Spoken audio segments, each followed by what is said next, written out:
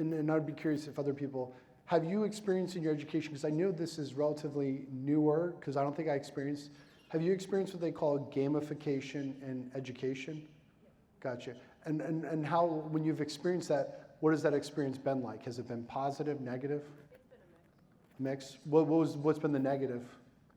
Just bad games? Yeah. Okay, so if it's a good game, you generally engage with that. How many of you in an educational setting have experienced like what they call gamification? So you play some kind of game where there's learning objectives. How many? So a lot of people have. Do you guys find them to be relatively effective? Gamification? Yeah, because that's actually a newer idea. They were starting to get into that when I was into education. So what we envision is possibly with this Carlos Acutis project is, let's say you're at a Catholic school and you're learning about the Vatican, the Sistine Chapel. Sistine Chapel might be hard to do because there's a lot of like copyright stuff, but that's one we all know. So you're exploring it around. You're answering questions or you're fulfilling quests. You're earning tokens. You're learning about it while you're playing the game and you're experiencing it. And then on top of that, after you do that, the tokens would actually have real world value. Because with all games actually, when you earn currencies in games, they actually have real world value. That was part of the reason why I got into MetaCatholic. I was actually thinking of it from more of a fundraising standpoint. I know that doesn't really sound super like spiritual. I mean, I have a joke about priests. If you talk to Dominicans, you ask them what their PhD was on, right? So Dominicans, they're all like, they all have PhDs, super intellectual.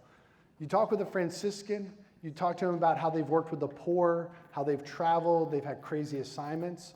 If you talk with a Jesuit, you talk about the spiritual exercises. They love them.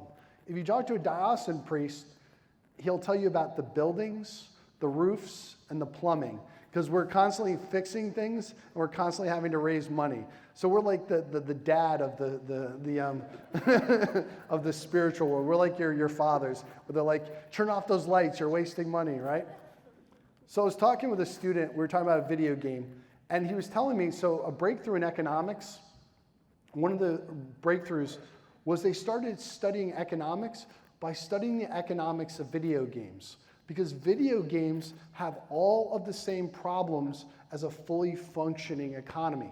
That is, you have issues with inflation, you have issues with income inequality, right? So the irony is, in a game, you would think that you could make the economics up the way you want, but actually, the same principles that apply to capitalism apply to game economics.